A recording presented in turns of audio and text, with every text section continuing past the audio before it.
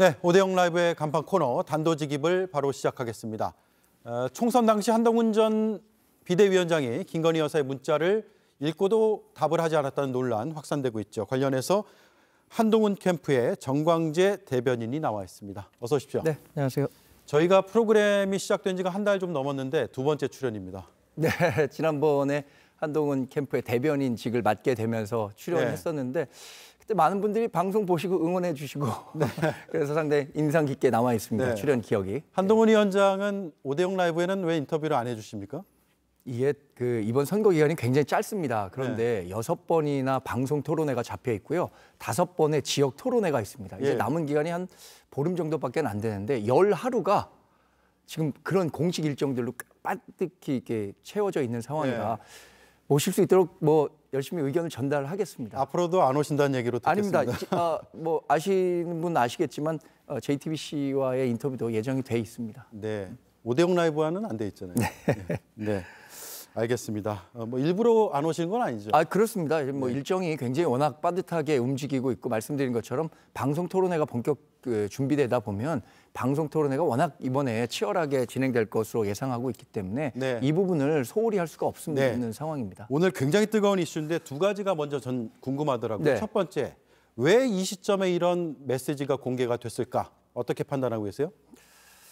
오늘 후보께서도 의아하다. 왜 이 시점에 이게 공개됐느냐. 사실 이 보도 내용과 관련해서는요. 1월 중순, 1월 23일을 전후해서 여러 매체에서 단독 타이틀로 나온 보도가 내용이 있습니다. 지금의 내용과 거의 흡사하고요. 사과를 하려고 하는 메시지를 전달했지만 여권 내에서 이것이 좋은가 그렇지 않은가에 대한 결론을 내리지 못했다라는 보도를 확인하실 수 있을 겁니다. 당시에요? 총선 맞습니다. 중에요? 그리고 그때 당시에도 이른바 친윤그룹이라고 하는 의원분들도 이때 당시에 이 김건희 여사가 사과를 하면 안 된다라는 의견들을 많이 제기한 것으로 확인을 할 수 있습니다. 그러니까 어떻게 생각하면 기억은 왜곡될 수 있지만 보도나 이렇게 방송으로 나왔었던 기록은 왜곡되지 않거든요. 당시에 일련의 보도와 상황들을 보시면 왜 이 시점에 다시 이게 불거졌을까라는 부분에 대해서는 제가 말씀드리긴 어렵지만 언론과 정치 평론하시는 분들이 현재의 선거 구도와 연관이 있지 않겠느냐라는 평가를 내리시는 걸로 알고 있습니다. 네, 그런 평가에 동의를 일정 부분 하시는 건가요? 많은 분들이 그렇게 생각하시고요. 저희 캠프 전체가 그런 생각을 갖고 있는지는 모르겠습니다만 저 개인적으로는 최근의 선거 구도 또 여론조사 결과 이런 것들이 연관이 돼 있지 않을까 생각합니다. 네. 그럼 두 번째로 궁금했던 게 누가 이걸 공개하고 이른바 흘렸을까라는 생각이었거든요. 사실 이 텔레그램을 통해서 전해지는 정확한 문구를 기자들이 하나하나 적어서 공개하기는 어렵습니다. 이게 그러니까 어떤 유력 아니면 김건희 여사와 가까운 분들을 통해서 나왔을 것이라는 것은 상식적으로 생각할 수밖에 없을 것 같고요. 전 많은 기자들과 교류하고 정치 평론을 하는 분들과도 교류를 하는데 이분들의 얘기를 종합하면 아까 말씀드렸던 것처럼 개인적인 어떤 과정을 통해서 나왔을 것이다라고 생각은 하지만 그것을 공개적으로 여기에서 풀었을 것이다라고 말씀드린 것은 적절하지 않다고 생각합니다. 자, 그러면 세 번째 궁금한 점이 생겼어요. 한동훈 후보도 이 텔레그램 메시지를 갖고 있을 거 아니에요? 언론에서 보도된 내용이 있을 거고 그 두 가지를 비교해 보면 상당 부분 맞습니까? 아니면 좀 다릅니까? 왜냐하면 재조합이나 아니면 누군가 이걸 다시 만들었다라는 얘기가 좀 있거든요. 한동훈 후보가 정확한 워딩을 이렇게 했습니다. 재구성된 것이고 사실과 다르다고 말씀하셨습니다. 그리고 기자들이 그러면 어떤 이야기냐라고 얘기했는데 그 부분을 보낸 사람이 있는데 받은 사람 임의로 공개하는 것이 적절치 않다라고 했고 그 부분은 그런 답변에 많은 분들이 수긍하실 거라고 생각합니다. 저도 오대영 앵커가 저에게 보낸 메시지를 누군가에게 그냥 보여준다라고 하는 것이 상당한 신뢰가 될 수도 있고 그런 측면들을 종합적으로 고려한 후보의 말씀이었다고 생각하고요. 그 부분을 하나하나를 다 공개해서 진실 공방으로 가는 것이 그것이 우리 당과 이번 전당대회에 과연 도움이 될 것인가라는 부분은 깊이 고민해야 할 부분이라고 생각합니다.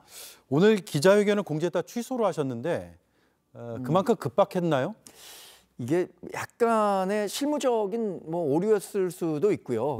우리 신지호 총괄 상황실장께서 가서 기자들에게 자초지종을 설명하겠다는 것이었는데 일부 문구 과정에서 기자회견이다라는 성격으로 돼갖고 잘못 공지됐다는 거죠? 그것에 대해서 너무 많은 의혹이 불거지니까 그런 것이 아니라 이거 가서 좀 설명을 드리겠다는 자리로 다시 말씀을 드린 것이고 이것과 관련해서는 특별하게 캠프 내에서 어떤 식으로 대응하겠다라는 것에 대해서 아주 구체적인 논의가 오전까지는 이루어지지 않았고요.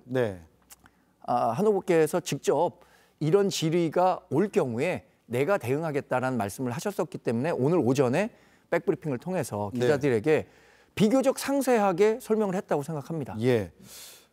언론 보도에 따르면 최초 문자는 1월 15일부터 25일까지였고 한동훈 당시 비대위원장은 이관섭 비서실장의 전화나 문자도 받지 않았다라는 내용이 있는데 사실인가요?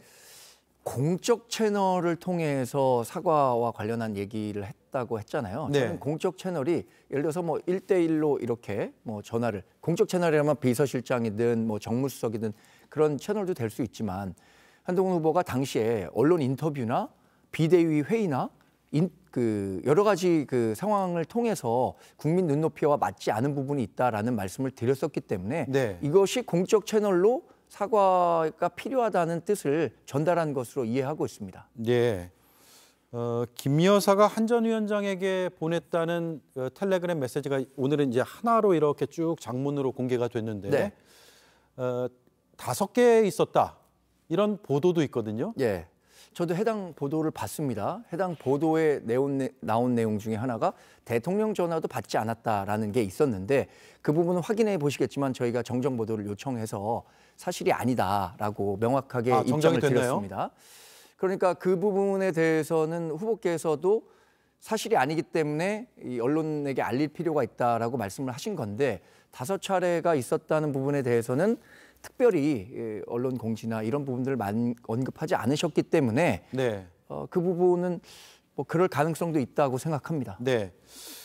자, 장해찬 전 최고위원이 사실에 부합한다. 그러니까 이 텔레그램 메시지가 보도된 것이 사실에 부합한다. 그러면서 페이스북에 더 자세한 내용은 다음 주 월요일 라디오 방송을 통해 이야기하겠다라고 했거든요. 더 나올 얘기가 있을까요?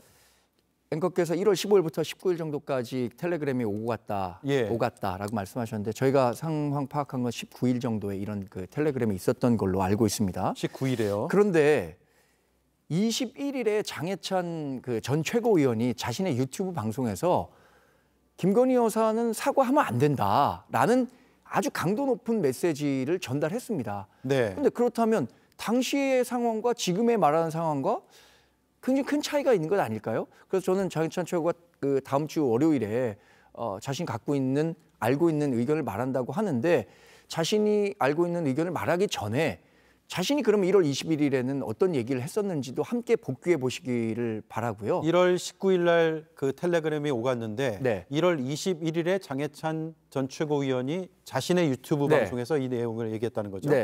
그러니까 그 부분에서는 그러면 김건희 여사의 사과가 필요하지 않다라고 주장했었는데 지금은 사과하겠다고 했는데 한동훈 당시 위원장이 그 의견을 받아들이지 않았기 때문에 사과가 이루어지지 않았다라고 얘기하고 있는 거잖아요. 그때 당시의 흐름과는 완전히 다르다고 생각합니다. 제가 앞서서 이게 누가 공개한 것이냐라는 질문을 드렸는데 혹시 장해찬 전 최고위원도 관련이 돼 있다고 보세요? 그건 제가 예단하기 어렵겠습니다. 장해찬 최고가 대통령실과 가까운 인사라는 것은 제가 뭐 저뿐만 아니라 많은 분들이 알고 있겠지만 그 과정에서 장해찬 전 최고가 관여했다라고 제가 말씀드리긴 어려울 것 같습니다. 어쨌든 장해찬 전 최고위원은 무언가 더 이야기할 것이 있는 것처럼 지금 예고를 한 상태이기 때문에 한동훈 캠프에서 아예 한동훈 위원장이 가지고 있는 텔레그램 메시지를 선제적으로 공개하는 것도 방법이 될 것 같은데 저희는 뭐 그런 생각은 갖고 있지 않습니다. 왜냐하면 이게 자칫 진실 공방으로 확산되는 것에 대한 부담감이 있고요. 아까 말씀드린 것처럼 보낸 메시지를 보낸 주인공이 있는데 그분과의 어떤 교류 없이 사전 뭐 양해 없이 그걸 공개한다는 것 자체가 올바른 그 행동이라고 생각하지 않기 때문에 그런 일은 뭐 없을 거라고 생각합니다. 네. 김건희 여사의 전당대회 개입이다 이런 주장이 나왔습니다. 물론 국민의힘 내부는 아니고요. 네. 야권에서 나왔죠. 비슷한 생각을 가지고 계십니까? 저희는 뭐 그런 생각은 하지 않고 있습니다. 이 부분에 대한 평가는 언론과 정치를 평론하는 분들의 영역이라고 생각합니다. 네. 저는 또 김건희 여사가 전당대회에 개입하려고 하는 생각도 갖고 있지 않을 것이라고 확신하고 있습니다. 네. 특히 어제 같은 경우에 자유총연맹 70주년 행사가 있었고 3명의 유력 후보가 같은 장소에 있었는데 저는 그 자리에서 제가 느낀 것은 대통령실이 이번 전당대회를 보는 어떤 관점, 태도 이런 것들을 개인적으로 좀 느꼈습니다. 뭐냐면 어떤 특정 후보와도 조금 더 시간을 할애한다던가 네. 다른 대화를 한다든가의 모습을 연출하는 것 없이 모두와 똑같이 악수하고 헤어질 때도 모두와 똑같이 눈인사하고 헤어졌었는데 네.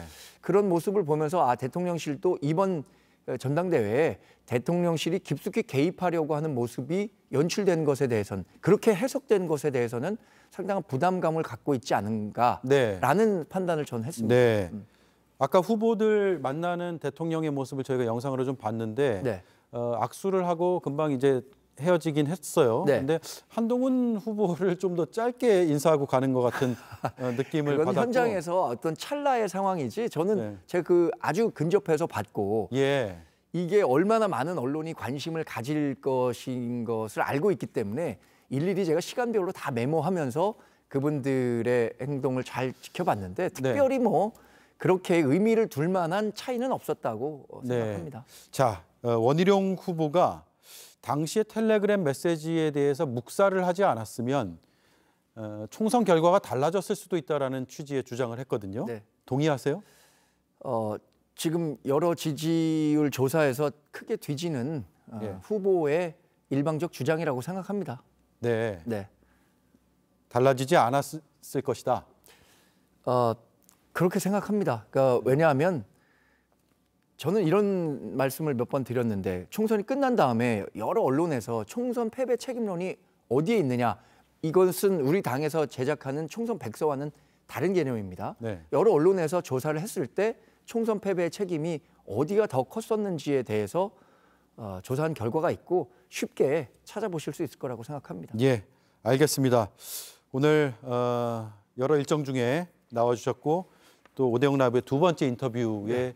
주인공이 돼주셔서 네. 고맙습니다. 고맙습니다. 말씀 잘 들었습니다. 네, 고맙습니다. 네, 지금까지 정광재 한동훈 캠프 대변인이었습니다.